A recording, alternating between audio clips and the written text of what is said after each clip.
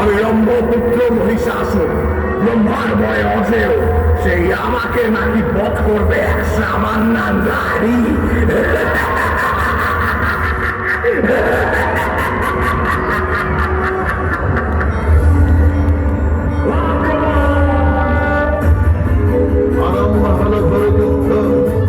দেবীর বাহন সিংহের আক্রমণে অসুর দল ছিন্ন ভিন্ন হতে লাগলো। অসুর দল প্রবল বেগে চতুর্দিক হতে দেবীকে আক্রমণ করতে লাগলো। দেবীও ক্ষণে ক্ষণে রূপ পরিবর্তন করে নানা কৌশলে অসুর দলকে আক্রমণ করতে লাগলেন। এইভাবে দেবী যুদ্ধ কৌশলে মহিষাসুরের দীর্ঘ হত্যা করে ফেললেন।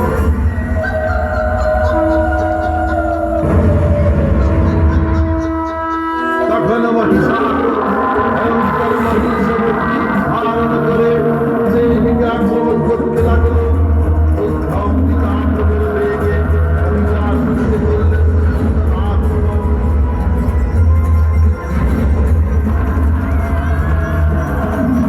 সেই মহিষাসুর তখন ভয়ঙ্কর গর্জন ও ভাবে ভূতল বিদীর্ণ করে উচ্চ পর্বত প্রতি নিক্ষেপ করতে লাগলো।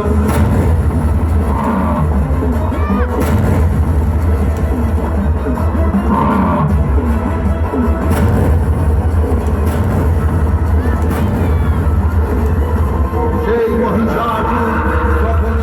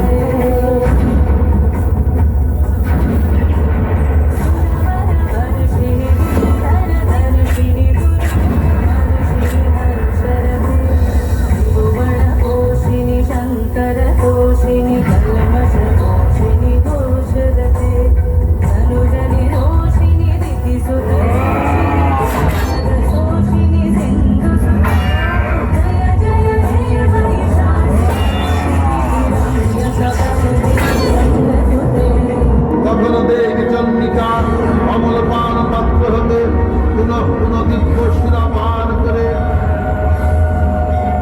অবশেষে মধুপান এইবার এমন আঘাত হানবো দেখি কত শক্তি তোমার দশগ্রহণধারিণী।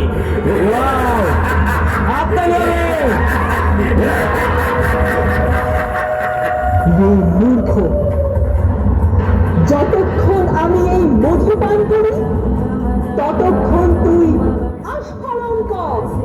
গাজ্জা গাজ্জা ছাড়ায় মূঢ় অধিযাবৎ দিবাম্যহ মায়া ত্বয়ি হতে ত্বয়িব গন্তি সঞ্জাতু দেবতা। এই বলে তিনি মধুপান করে মহিষাসুরের কণ্ঠে ভগবান নিপীড়িত করে তার বক্ষে আঘাত করলেন।